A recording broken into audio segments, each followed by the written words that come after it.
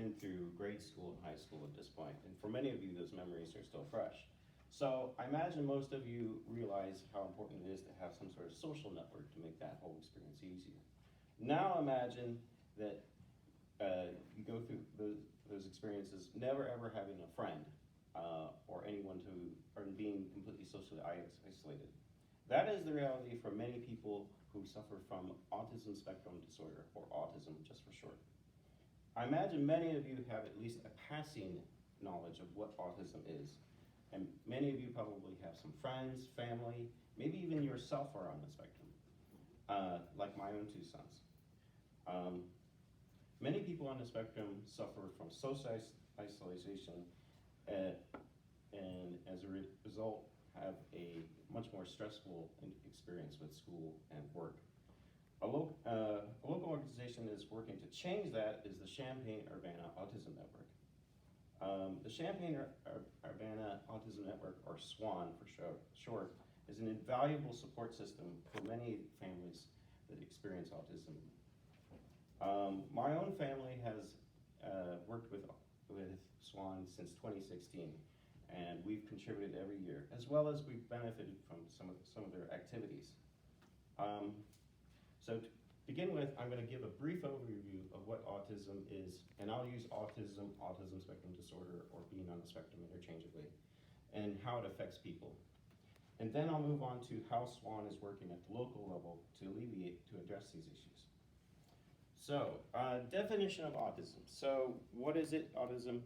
According to the CDC's website, accessed on November 19, 2023, autism is a developmental disability caused by differences in the brain. That seems like kind of an informal definition, but whatever.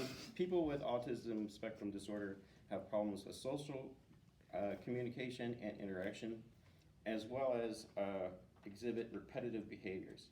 They may also have different ways of paying attention and learning. So as the causes, this is just kind of an announcement, small announcement or public service.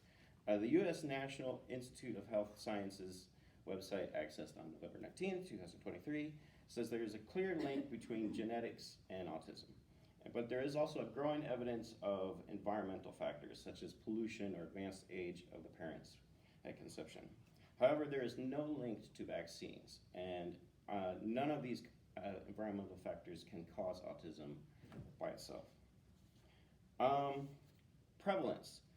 Autism, according to a 2020 study by the CDC, children at the age of 8 have experienced autism 1 out of 36 times. And this is a significant increase since the last study that they conducted.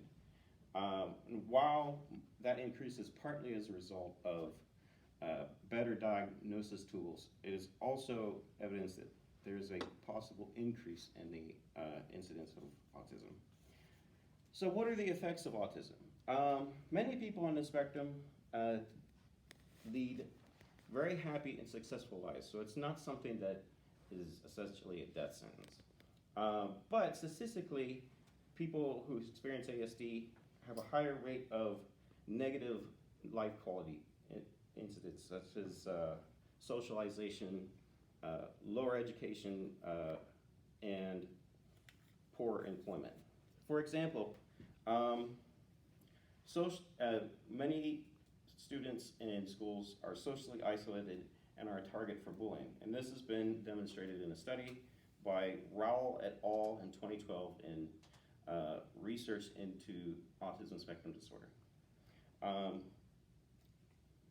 They also struggle academically.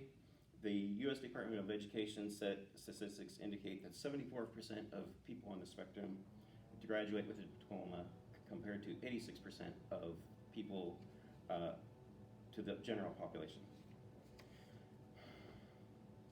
And while no statistics exist specifically on autism and employment, the Bureau indicates that all people with disabilities, including people with autism, only 21% employed. In addition, over 60% of people on the spectrum use vocational rehab, which is services provided by the state in order to locate a job that's appropriate for them. So, part of the strategy to alleviate issues associated with autism is to raise awareness and decrease the stigma of the condition. While many national organizations are present, there is a local organization called the Champaign Autism Network, which is, I'm wearing their shirt from their 4th of July parade. So SWAN is a grassroots organization. It was founded here by a group of parents who all have children on the spectrum, and it's entirely volunteer run. Up until last month, they had no overhead. Now they have about a 5% overhead, which compares very favorably to most charities, which have normally a 20% overhead. That means 20% goes to salaries and fundraising and things of that nature, and the other 80 cents of every dollar goes to actual charity, versus SWAN, where 95% of the donation goes to actual activity. So what does SWAN do? Their main activity is social events for people on the spectrum. These provide a safe environment for people on the spectrum to practice their social skills, build self-confidence, and make friends. This also has a double impact by allowing people who are outside of the community to see children or see people on the spectrum in a different light.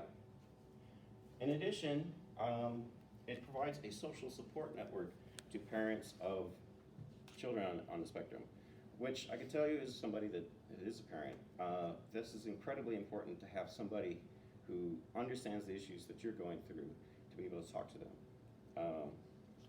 And this benefits the mental health of everyone in the family. And the third tent pole is that SWAN works advocacy. It is working towards advocacy to promote institutional change in the school districts as well as legislative action. One of our members was actually the late Senator Scott Bennett, whose own daughter is on the spectrum. So what can you do? Donations are great, but let's be realistic. All of you are poor college students. So let's think of something you could do for free. What would be a bigger benefit is to volunteer. We have many activities that we could use volunteers for during, say, during the Walk for Autism, that you can come out, work for 2 or 3 hours, and that would be a great contribution. And I think volunteering has a more meaningful impact than, say, donating money, because it builds a personal connection with the activity that you're supporting. So if you want to help, you should Google Champaign-Urbana Autism Network, where you can see a list of events as well as contact information and a way to donate. So to sum up, SWAN is a great way to help some of the most vulnerable people in our community.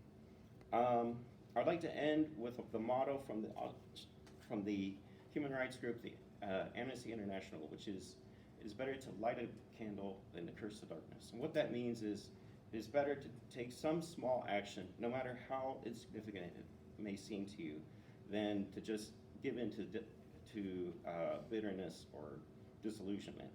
So I'd like to encourage you to let SWAN be one of those candles that you light. Thank you very much.